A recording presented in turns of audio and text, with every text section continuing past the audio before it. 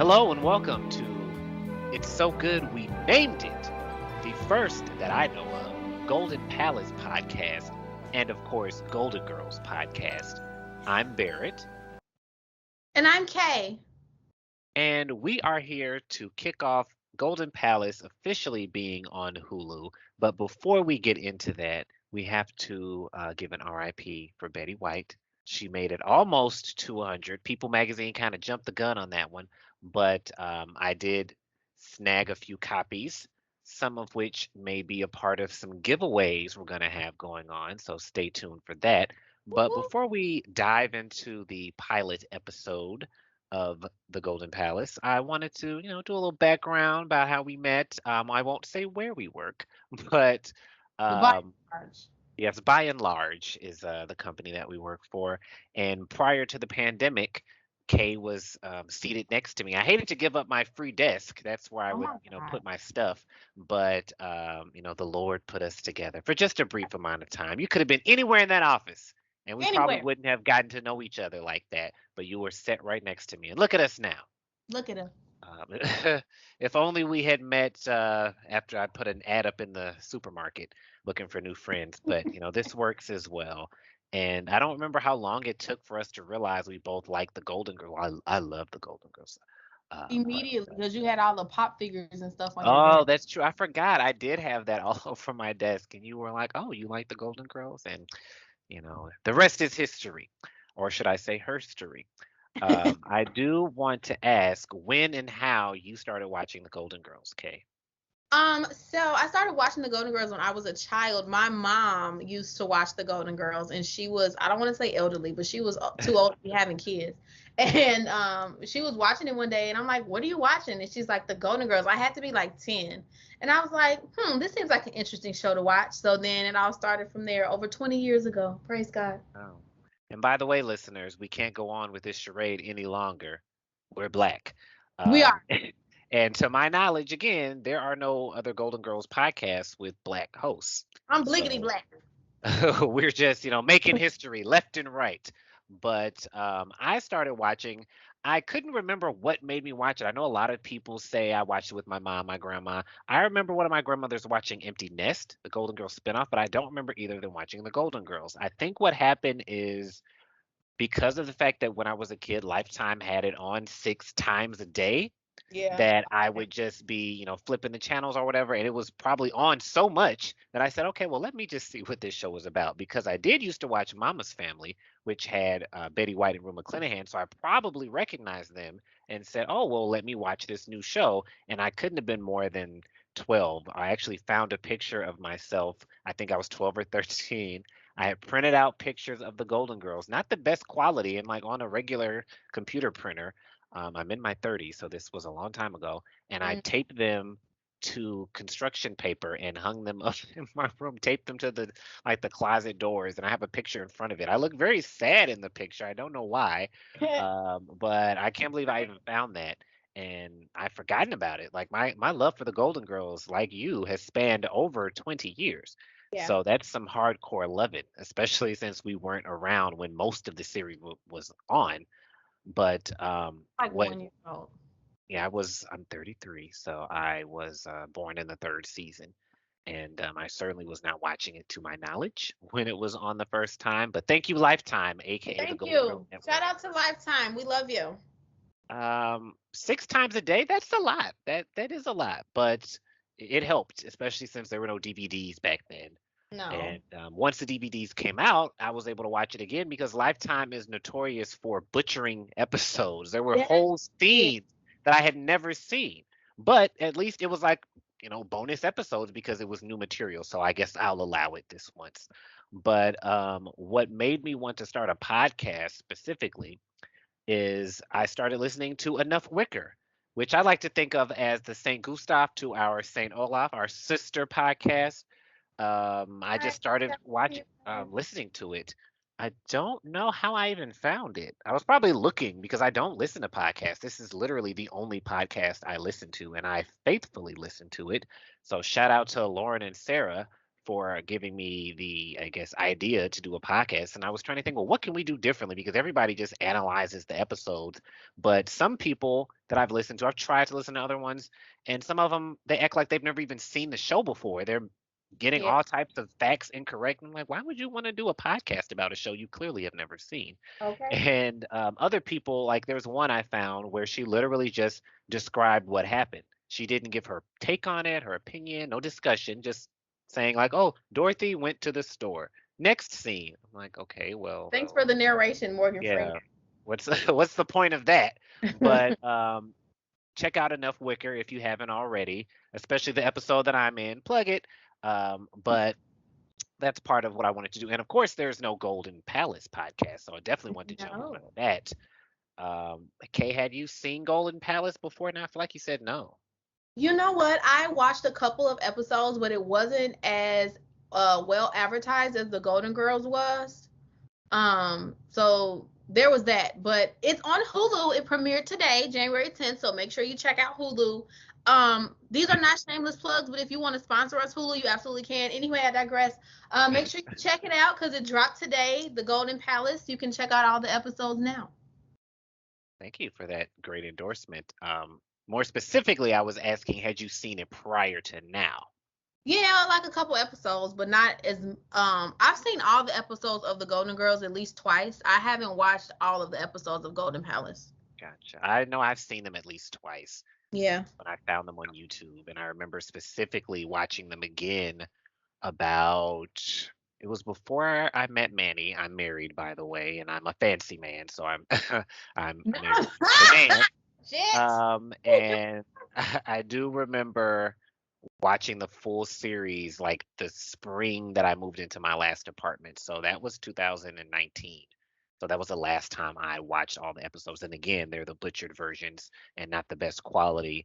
And I just remember, I don't know if I was high, and it's legal in our state for recreational use, FYI, or what, but I just remember being so sad when it ended. I was just, I don't know why. I was just so devastated, like, oh, this is the last time that they were ever together in character, and what's gonna happen next? I don't know. I was just really having a moment. So hopefully that doesn't happen when I get to the end this time.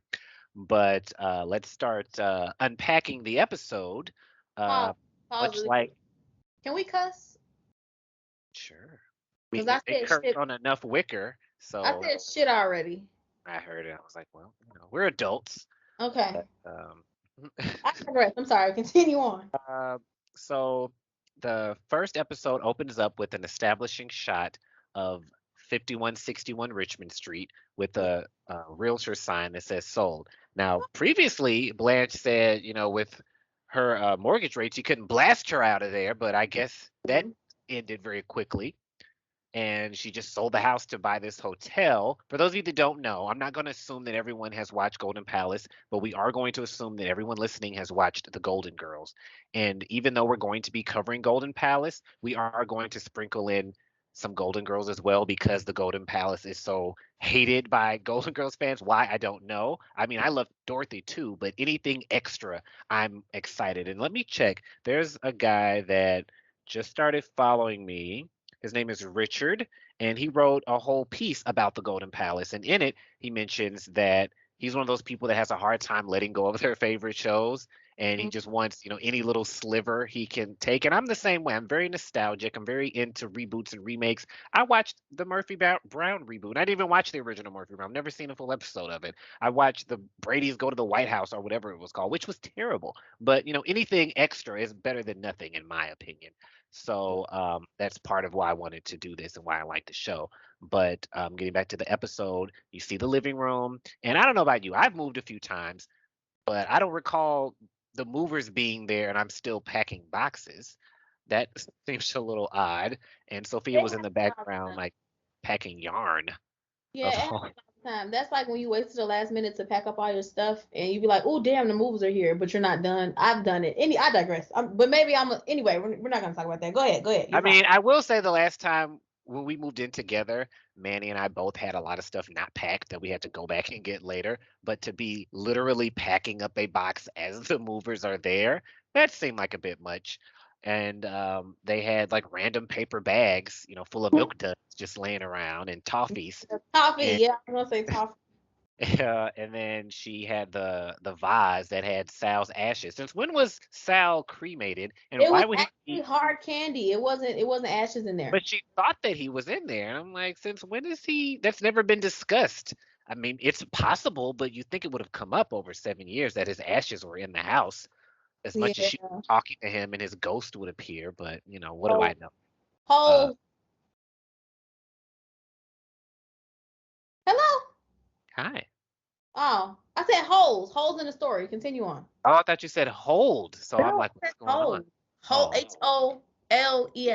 it's our first episode, folks. Give us a break. So, there was hard candy in there.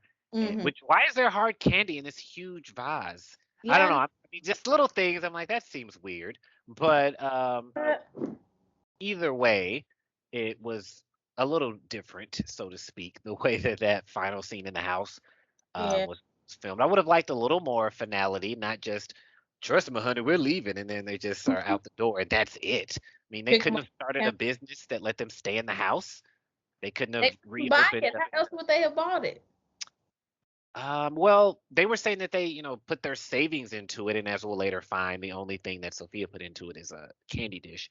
Yeah. But where did Rose's money come from? Blanche, I guess, hypothetically could have sold the house for this, but is that even normal to move into a hotel that you own and then the whole staff lives there? I mean, I don't know. I'm not a hotel expert, but it's a little fishy. I And I don't just see why like, not. Segue to the show I watch called Jamie Foxx, where his aunt and uncle own a hotel and they live in the hotel that they own. So I don't think it's like odd. true, the Jamie Foxx show, they did live in the hotel. So maybe it's the thing. If you have a boutique hotel and it's not a chain, maybe you live there. I mean, I guess it makes sense. Why pay rent when you own a hotel? Exactly. And I just find it odd of all the things. I wonder what made them choose a hotel. Like, why not Miami Mom's Catering again? And especially Mhm. with Blanche being so well known in the hotel industry, that was an Mhm. interesting choice.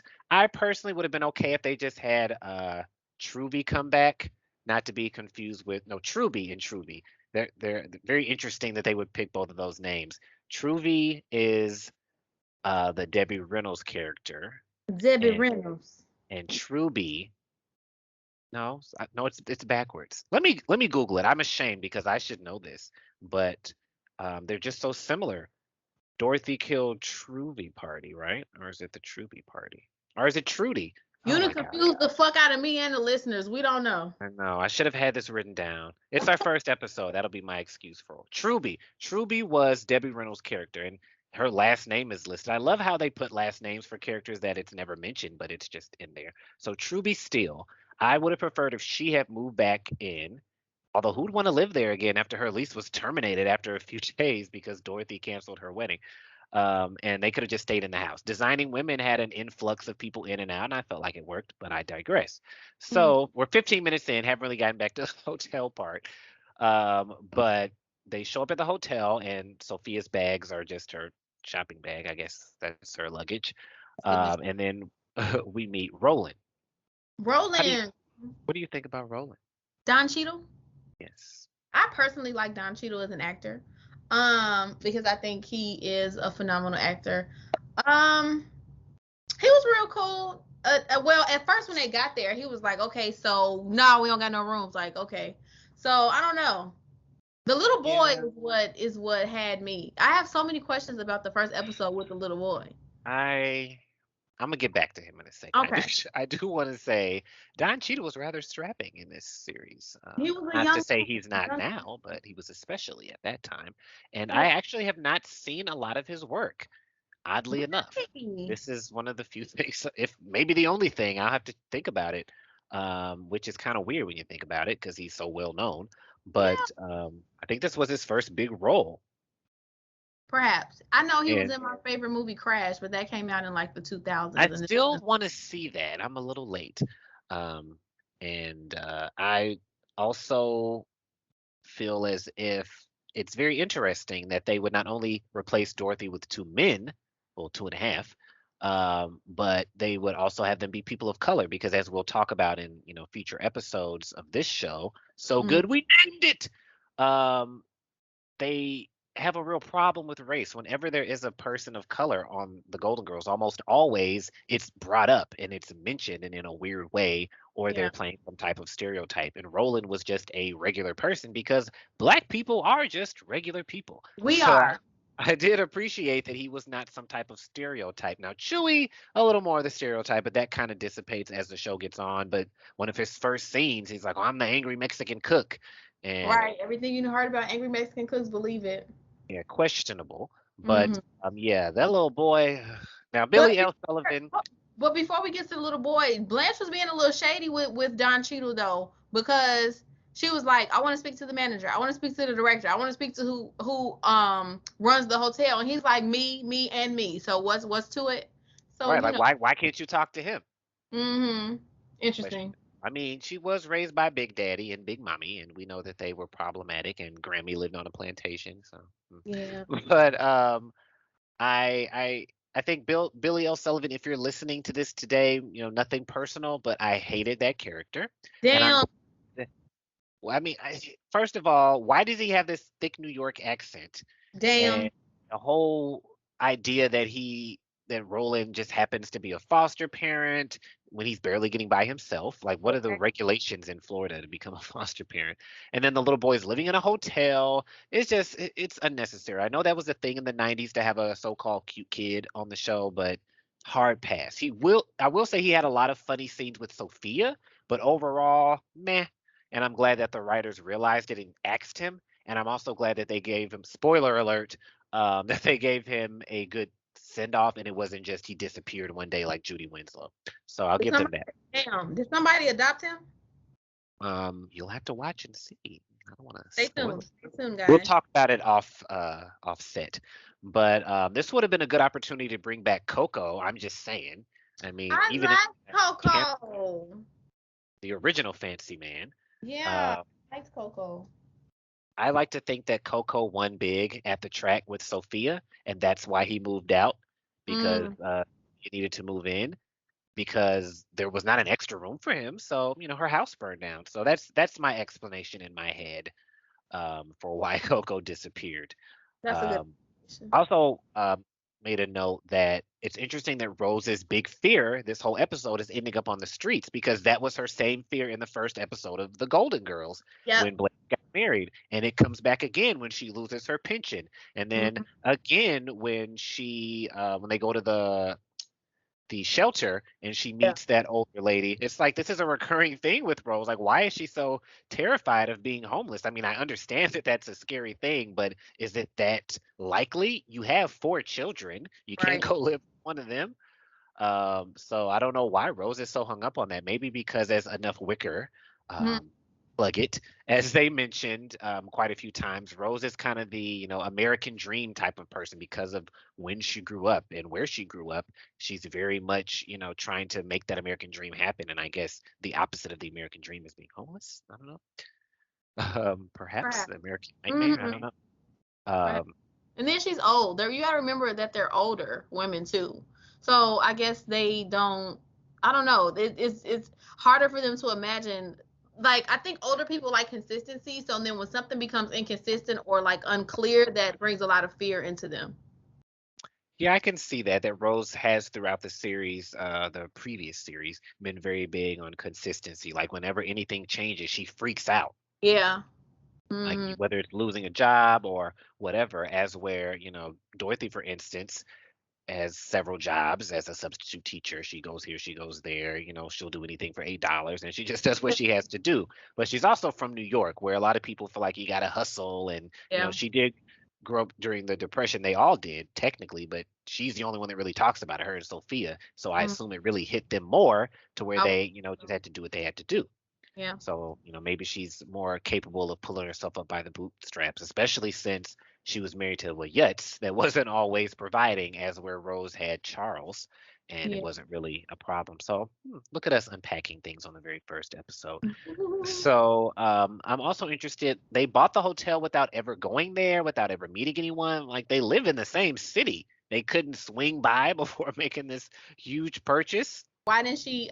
They didn't check. Like, they didn't go visit the hotel or anything. They didn't have anybody go over the paperwork. Like, how the hell y'all let them swindle y'all like that?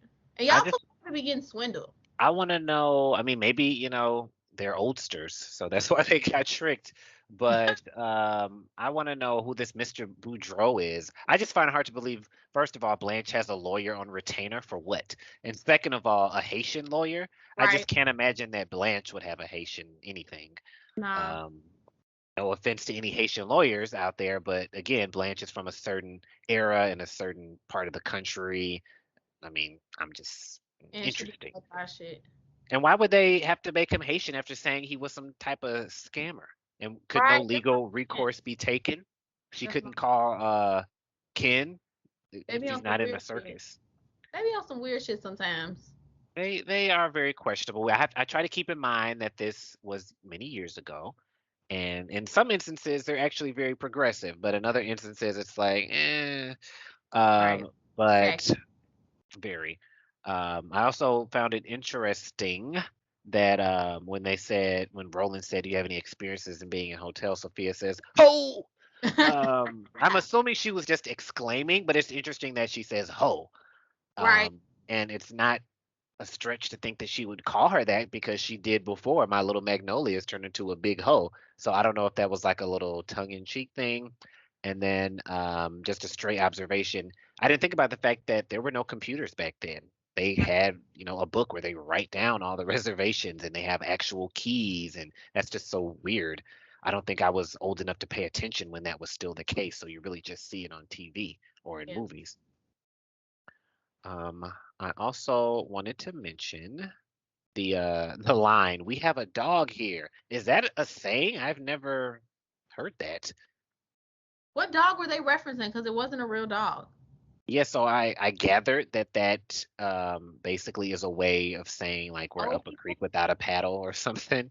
Oh. But I've never heard that. Maybe Matt Browning, who wrote the definitive Golden Girls cultural reference guide, which of course I own. Maybe he can do a pamphlet so I can kill my sister over it with some of the references from Golden Palace, because I don't know if it's enough for a whole book. Or perhaps Jim Colucci, who I also own both of his books about the Golden Girls and his book about Will and Grace. One of them is called The Q Guide to Golden Girls. Stuff you didn't even know you wanted to know about Dorothy, Rose, Blanche, Sophia, and the beloved sitcom. And I also own his book, Golden Girls Forever, which, as they state on Enough Wicker, is their Bible. I Mm. haven't read much of it because, for those of you who aren't familiar, I have a shrine to the Golden Girls, and I don't like to mess with it. Like, I want to read the book, I've read some of it, but I'm like, oh, I don't want to mess the pages up. And, everything over here is for display purposes only. I do not use the cups, I do not use the coasters. Or whatever, none of this is to be used. It's only to be looked at. So maybe I need to buy a second copy for me to actually read. He has a shrine Um, full of stuff. If y'all saw all the Golden Girls paraphernalia this man has in his home, it's ridiculous. my mother says it makes her itch, but I hope that maybe one day Jim will also do a follow up if there's enough demand. I don't know. I think the fact that Betty passed will definitely have this show do some good ratings. I don't know how Hulu measures ratings, but I think that alone will help. So maybe I'll tweet them and say, "Hey, can we get a follow up campaign?" Or maybe we'll write it. Maybe not. But Mm-mm. I also like the Dorothy beating the crap out of Blanche. Like she said Okay. that like she meant it. Like she They literally would whoop said her it twice. ass. They made two references to that. I'm like, damn, they really want Dorothy to beat her down. I mean, thinking about it, she was always, hitting her with newspapers, she put the pot over her head and beat it with a spoon. She stomped on her foot. She would pinch her. She was pretty abusive, now that I think about it. So maybe they were glad to get away from her a little bit. Okay. Um, I They know noticed what's wrong. Right. I noticed that Blanche made one of her speeches, and this is something else that Enough Wicker pointed out that I don't know if I noticed on my own, that Blanche would kind of sound like a televangelist at times. And, trying to think of an example, like when the Pizza Knish stand burned down, and she had this whole speech like, "From the ashes, it will be rebuilt bigger and better than ever." And it was just like, wow, take it down a few Okay. notches, Pull out. Joel Osteen. But she kind of had that same type of, fervor about this, but I felt like, they have a right to be mad. She kind of seemed offended, like, "Oh, you guys still mad about this?" Yes, you are about Okay. to bankrupt them with this hotel that you convinced them to purchase. So yes, they are upset. But like And when they sold the house, how much did they sell the house for, and how much did they each contribute to the purchase of the hotel? Because that was Blanche's house. Like they didn't have any equity or anything into the house. So like, how mad are you if Blanche sold the house and gave them a hundred thousand for the hotel, and Rose and Sophia, for example, gave them $1,000? Like, are you still mad? Like, well, they became co-owners because remember, Sophia was going to raise her some rabbits as big as her head. So I guess oh they yeah, did have equity you're after right. that. Otherwise, if not for that episode, would they even be able to do Golden Palace?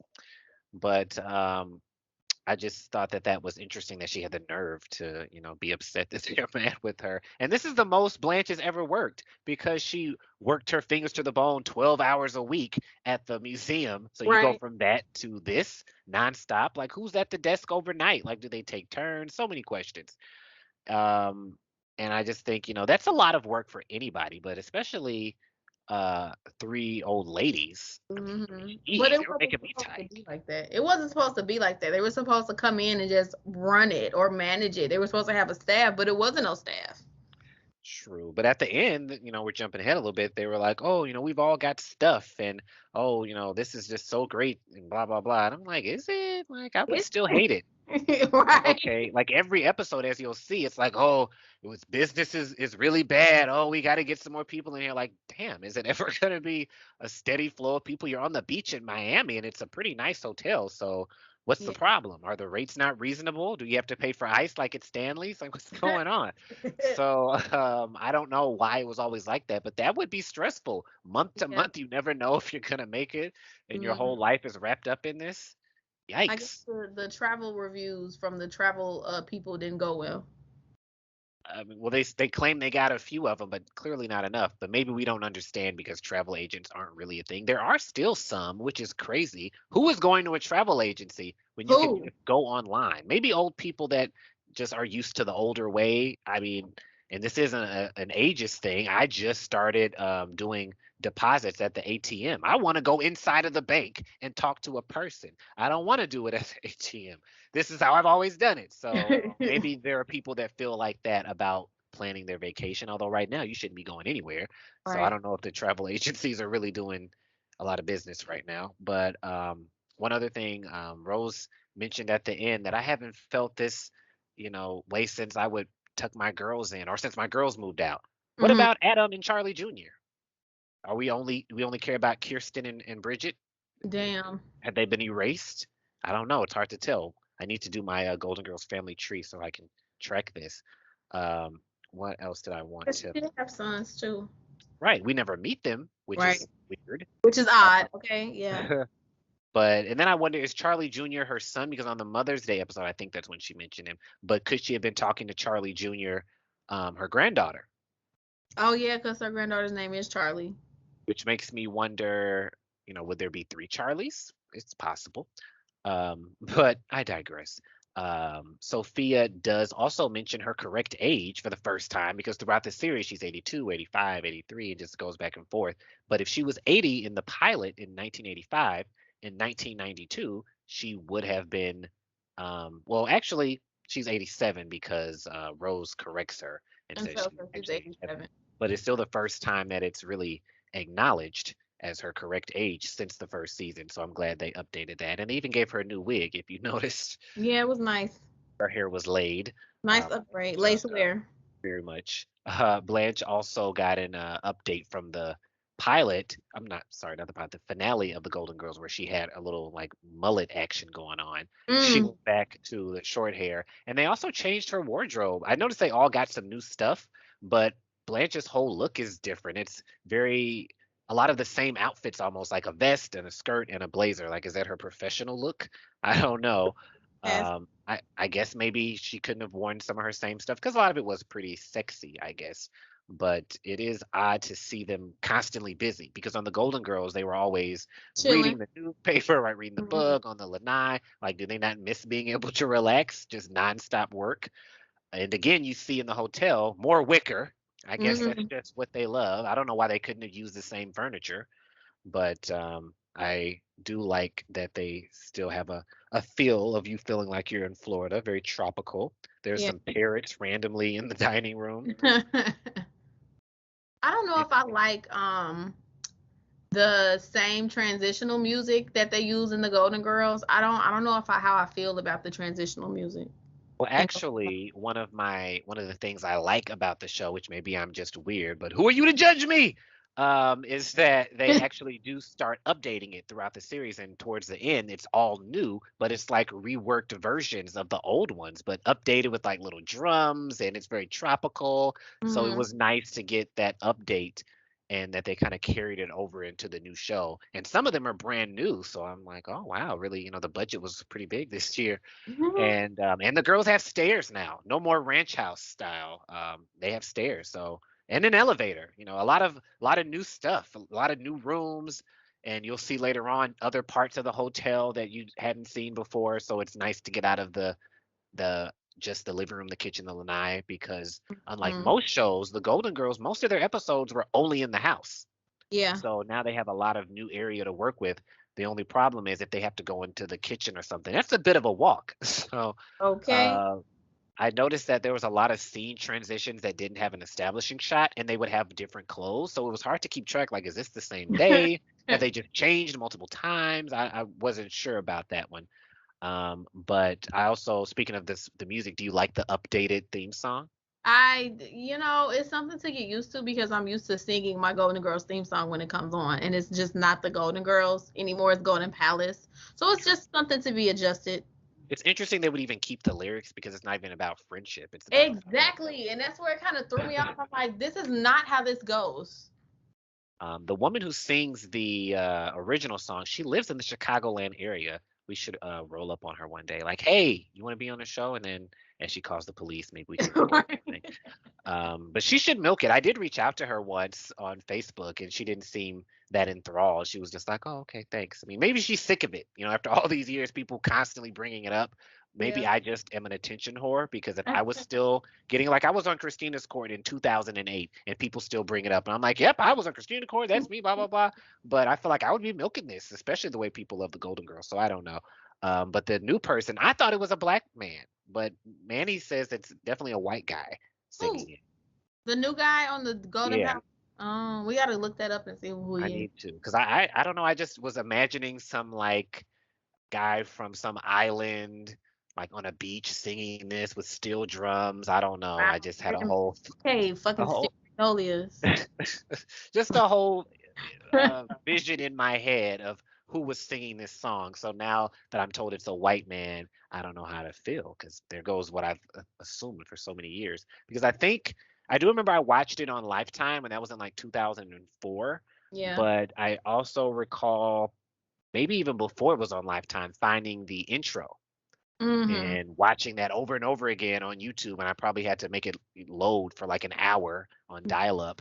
And Yeah. I don't know how I found it. I think I found it because I was on a Golden Girls message board, um, which before, there was no Facebook, MySpace, it might have been MySpace, no Twitter or anything. So that was like the place to go to talk about the Golden Girls. Mm-hmm. And I think somebody might have mentioned it there, and I was like, "Oh my God." And I watched the intro over and over again. I downloaded the ending credits music and would just listen to it on repeat, which I haven't heard yet. I'm like 5 episodes deep into this, and they haven't played it yet, but Mm-hmm. I'm sure it'll come. And for anyone that watches my YouTube channel, plug it Plug again. it.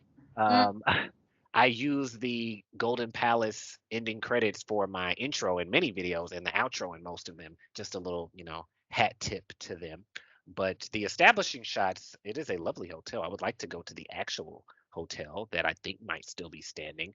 And they actually did a pretty good job of matching the exterior with the interior compared to the old house anyway.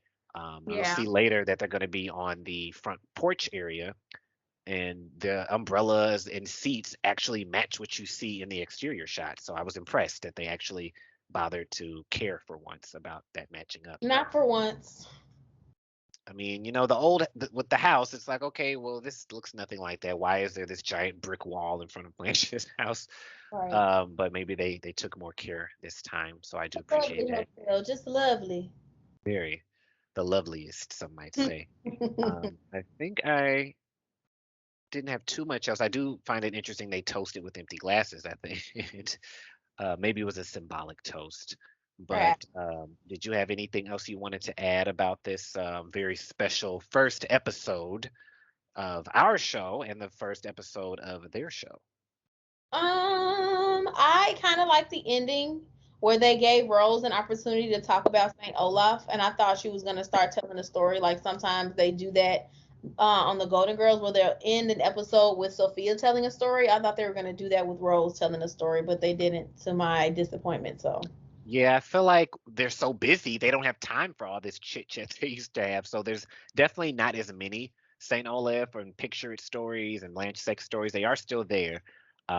One thing I remember from years ago, I think before I even saw the show, when someone was talking about how to describe it, they said, well, Rose is dumber, Blanche is sluttier, and Sophia's, crazier or more out of control or whatever. And I think that's true. They definitely that is are very true. over the top, not in a cartoony way. But because when she was getting robbed, like, ma'am, you're getting robbed, ma'am. Well, Do but you in the not end, she getting was robbed? like, "Oh, I'm not as dumb as they think," and she actually did attempt to call the police, which is cut out of the Lifetime version. Which it's not just the fact that they cut out that scene, but it reads completely different because on the Lifetime version, you don't get to see that she calls the police, so you do think she really is just that dumb versus her being smart enough to know she's being robbed, just not smart enough to know the number to 911. But yeah, I think that about sums it up.